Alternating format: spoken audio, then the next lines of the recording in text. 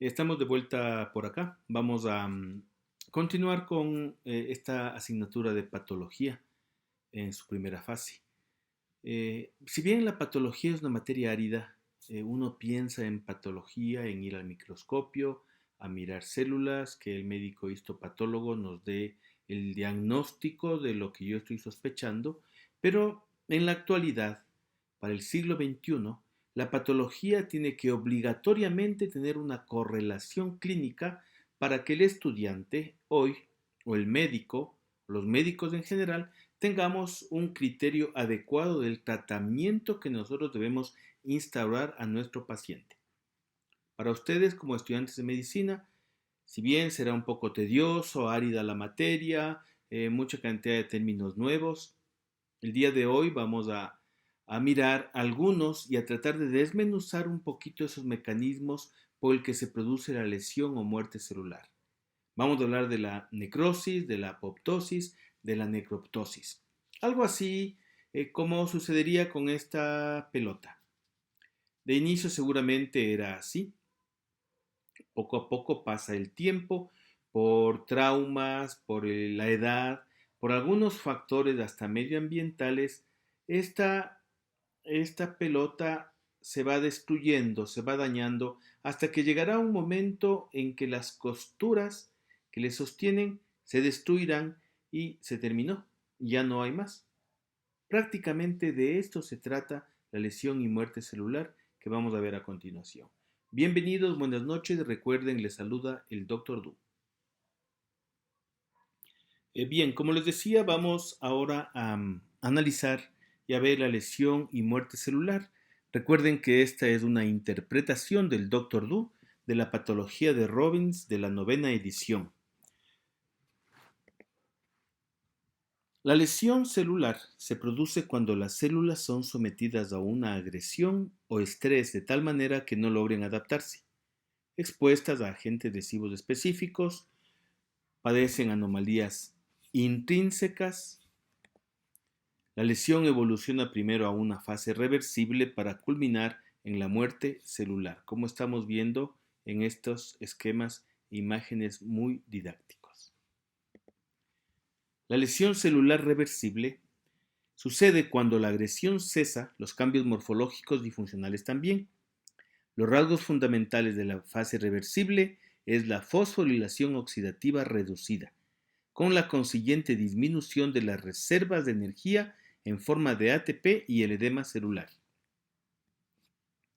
La muerte celular ocurre cuando el daño persiste, la lesión se hace irreversible y se producen dos fenómenos, la necrosis y la apoptosis, diferentes por su morfología, sus mecanismos y sus funciones en la fisiología de la enfermedad.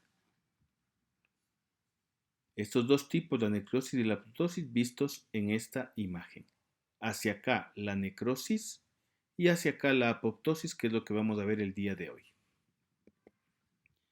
Necrosis se considera una forma accidental y no regulada de muerte celular, causada por afectación de la membrana celular y pérdida de la homeostasia iónica. Cuando el daño de la membrana es importante, los lisosomas penetran en el citoplasma y digieren a la célula. Los contenidos celulares escapan a través de la membrana plasmática dañada al espacio extracelular, provocando una reacción del huésped que es la inflamación. La necrosis es la forma de muerte celular propia de lesiones isquémicas, exposición a toxinas, infecciones y traumatismos.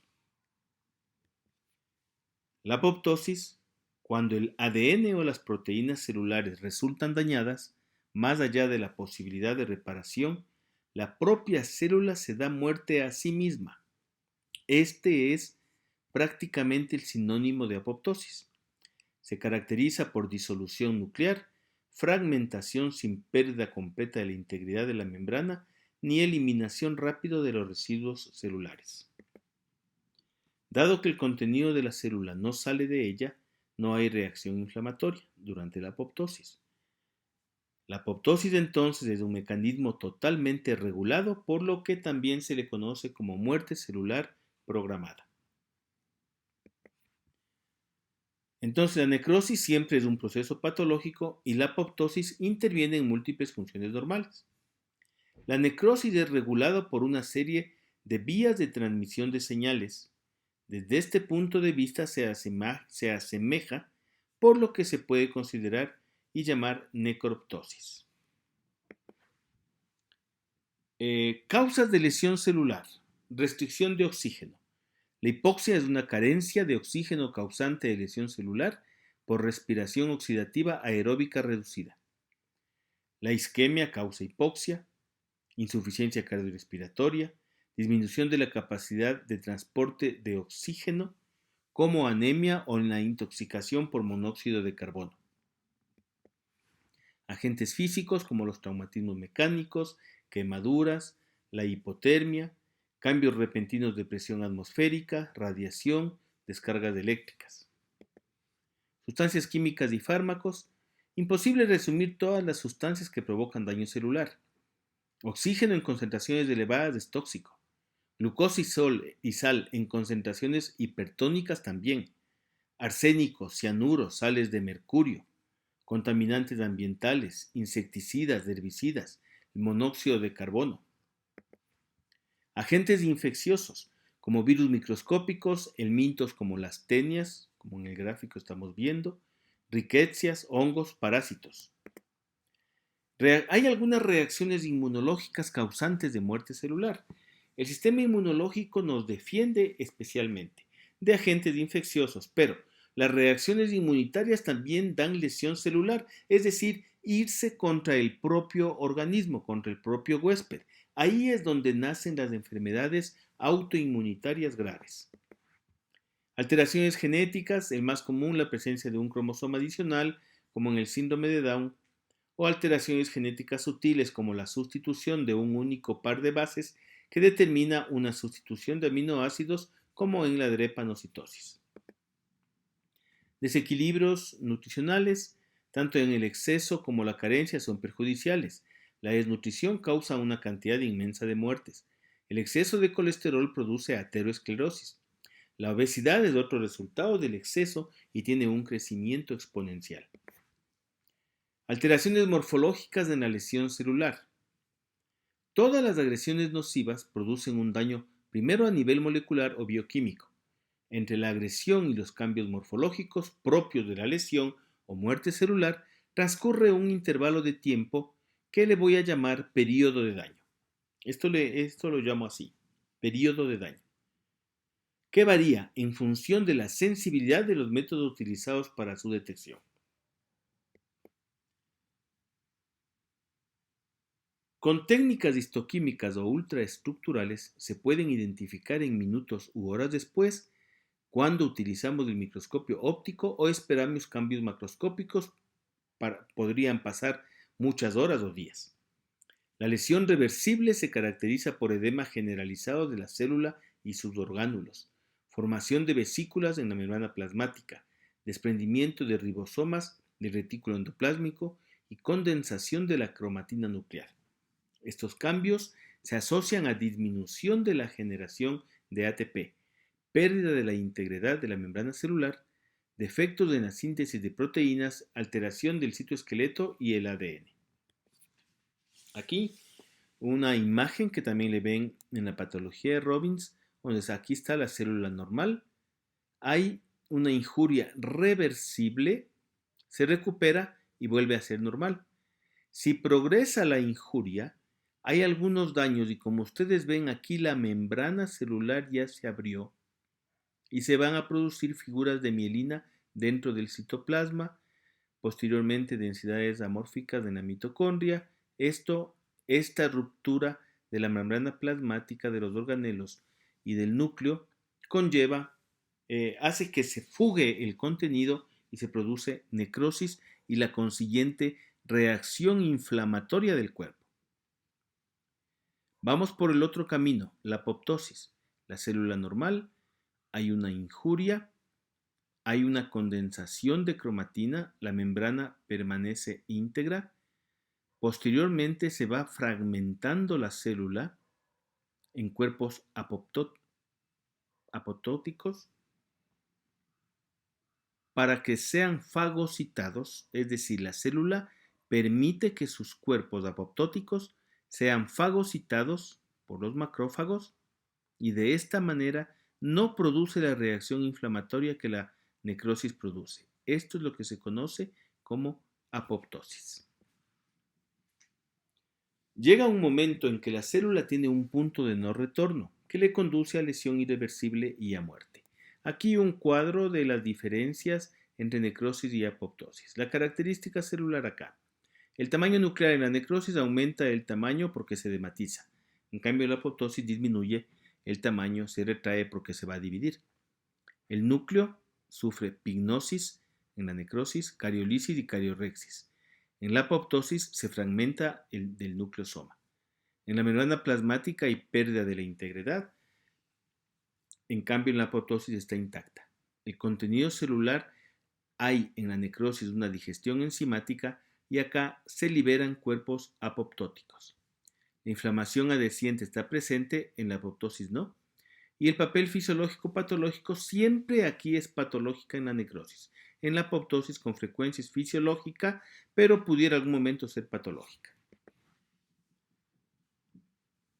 La lesión reversible son dos los rasgos que se pueden identificar en el microscopio, el edema celular y el cambio graso. Edema se produce siempre y cuando la célula no es capaz de mantener la homeostasia de iones y líquidos. En el cambio graso aparecen vacuolas lipídicas en el citoplasma. El edema o hinchazón o tumefacción celular es la primera manifestación de casi todas las formas de lesión celular, más evidente en la totalidad del órgano. Con el microscopio podemos observar a nivel del citoplasma vacuolas transparentes, se le conoce como reacción hidrópica o degeneración vacuolar, como estamos viendo en la imagen de la izquierda. En este lado, cuando ya se produce el cambio graso, miren la cantidad de lipocitos o adipocitos que están presentes dispersos dentro de la célula. El edema es reversible. Los cambios ultraestructurales de la lesión reversible son alteración de la membrana plasmática, cambios mitocondriales, dilatación del retículo endoplásmico y alteraciones nucleares. Vamos con la necrosis. El aspecto morfológico de la necrosis y necroptosis es consecuencia de la desnaturalización de las proteínas intracelulares y de la digestión enzimática de la célula mortalmente lesionada. El contenido intracelular se extravasa y provoca reacción inflamatoria perilesional, como estamos viendo en esta y en la anterior imagen. Reacción inflamatoria perilesional, y esto a nivel macroscópico. Puede durar horas y no se puede evidenciar macroscópicamente, pero el músculo necrótico libera enzimas que se pueden detectar en sangre unas 2 horas después del evento. El mejor ejemplo es lo que sucede en el infarto agudo de miocardio, donde podremos, más o menos de 2 horas después, evaluar la CK y la CKMB, que son las enzimas que ha liberado el músculo necrótico. La morfología de la necrosis. Las células necróticas muestran eosinofilia en tinciones de hematoxilina eosina por la pérdida del ARN citoplasmático que fija el colorante azul. La célula necrótica presenta un aspecto más vítreo por pérdida de partículas de glucógeno. Las células muertas son reemplazadas por masas de fosfolípidos en forma de espiral que se conocen como figuras de mielina que vimos en el esquema anterior. Los cambios nucleares se ajustan a uno de los 3 patrones derivados de la fragmentación inespecífica del ADN. La cariólisis, la basofilia de la cromatina puede disiparse. En la pignosis, retracción nuclear y aumento de la basofilia. Esta también sucede en la apoptosis. Y la cariorrexis, el núcleo pignótico sufre fragmentación. En 1 o 2 días, el núcleo de la célula muerta desaparece por completo. Hay algunos patrones de necrosis tisular. La necrosis coagulativa. Los tejidos afectados presentan textura firme. La lesión desnaturaliza las proteínas estructurales y las enzimas. La isquemia debida a obstrucción de un vaso puede dar lugar a este tipo de necrosis en todos los órganos excepto en el encéfalo. Un área de necrosis coagulativa localizada se llama infarto, como estamos viendo en la imagen. Necrosis licuefactiva es digestión de células muertas que transforma el tejido en una masa viscosa líquida. Se ve en infecciones bacterianas. El material necrótico se llama pus, que es amarillento, pastoso por la presencia de leucocitos muertos. La muerte de células del sistema nervioso central por hipoxia se manifiestan con necrosis licuefactiva. Necrosis gangrenosa se aplica a extremidades inferiores en especial. Presentan necrosis coagulativa, pero cuando se añade infección bacteriana, la necrosis es más licuefactiva por acción de las enzimas degradativas en las bacterias. A esto se conoce como gangrena húmeda. Necrosis caseosa se presenta en focos de infección tuberculosa especialmente. Caseo significa similar al queso, tiene un aspecto blanquecino y disgregable. Esta apariencia característica da un foco conocido como granuloma. La necrosis grasa hace referencia a áreas focales de destrucción grasa, típicamente generadas por liberación de lipasas pancreáticas, típico de la pancreatitis aguda, por ejemplo, que tienen un aspecto de tiza. En la imagen estamos viendo una parte de peritoneo afectado por esa necrosis grasa provocada por la liberación de enzimas pancreáticas que de paso son muy potentes para dañar los tejidos adyacentes. La necrosis fibrinoide es una forma especial de necrosis observada en vasos sanguíneos. Sucede cuando se depositan complejos antígeno-anticuerpo en las paredes arteriales, que generan un aspecto rosado claro denominado fibrinoide.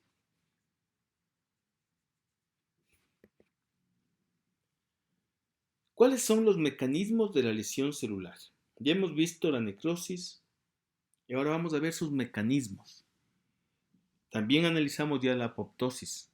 Recuerden, en resumen, la necrosis, al liberar sus contenidos, porque se rompe la membrana plasmática de la célula, al liberar sus contenidos provoca reacción inflamatoria.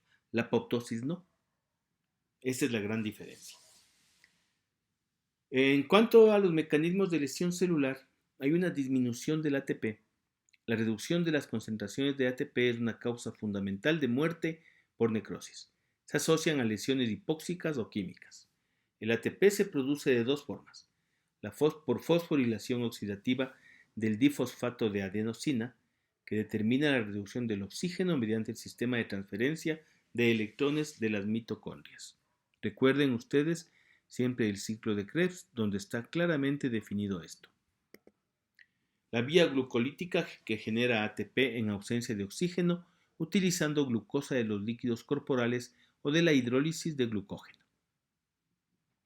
Las principales causas de disminución de ATP son la reducción del aporte de oxígeno y nutrientes, el daño mitocondrial y la acción de algunos tóxicos como por ejemplo el cianuro. El fosfato de alta energía en forma de ATP es necesario para prácticamente todos los procesos de síntesis y degradación que tienen lugar en la célula, como el transporte de membrana, síntesis de proteínas, lipogenia y las reacciones de desacilación y reacilación.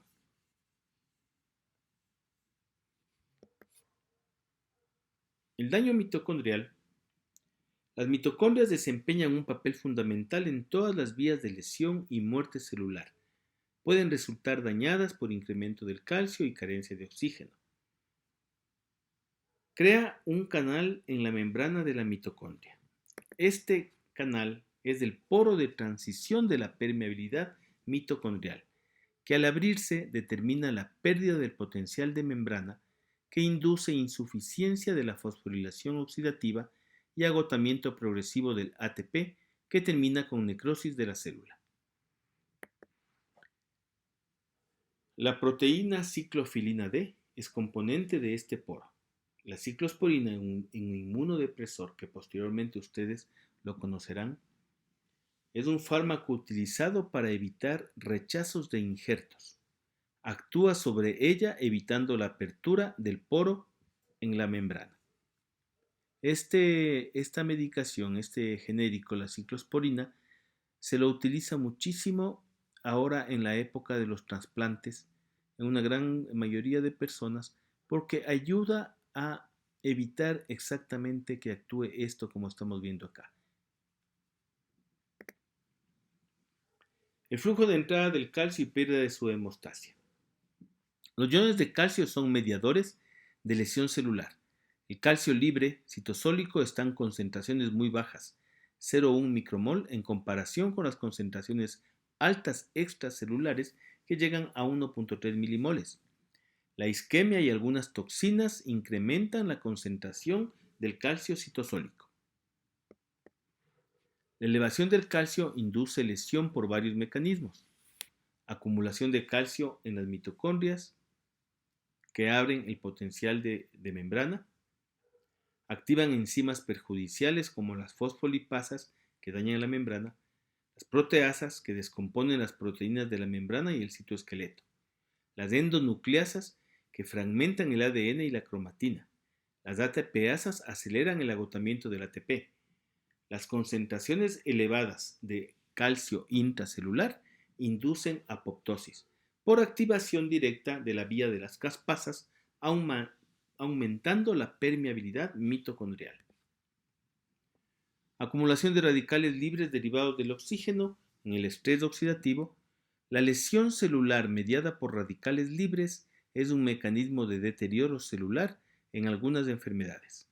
Los radicales libres son especies químicas que tienen un electrón desapareado en sus orbitales externos. Esta imagen nos muestra el estrés oxidativo. Si la producción de radicales libres supera la capacidad antioxidante, se produce este tipo de estrés y daño celular. Estos electrones son reactivos, atacan y alteran las moléculas adyacentes orgánicas e inorgánicas, proteínas, lípidos, hidratos de carbono y ácidos nucleicos. Las ERO, especies reactivas del oxígeno, se derivan del oxígeno y se producen durante el estrés oxidativo que se da en el cáncer, envejecimiento y enfermedad de Alzheimer. ¿Cómo se generan radicales libres? Reacciones de oxidación, reducción de en procesos metabólicos normales, absorción de energía radiante como la luz ultravioleta o rayos X. La radiación ionizante puede hidrolizar el agua formando radicales libres de monóxido de hidrógeno e hidrógeno. En leucocitos activados se generan estos radicales de oxígeno durante la inflamación, en metabolismo enzimático de sustancias químicas exógenas o fármacos. Metales de transición como el hierro y el cobre y el óxido nítrico. ¿Cómo se eliminan los radicales libres? Antioxidantes como la vitamina E y A, ácido ascórbico y el glutatión del citosol ayudan a este proceso. El hierro y el cobre normalmente se unen a proteínas de reserva y transporte como la ferritina, transferina, lactoferrina y ceruloplasmina, impidiendo que actúen en reacciones productoras de ERO. Esto, la vitamina E, la A, el ácido ascórbico y el glutatión del citosol, ayudan a que esto permanezca como está indicado. Una serie de enzimas de inactivación como la catalasa, superóxido dismutasa y glutatión peroxidasa.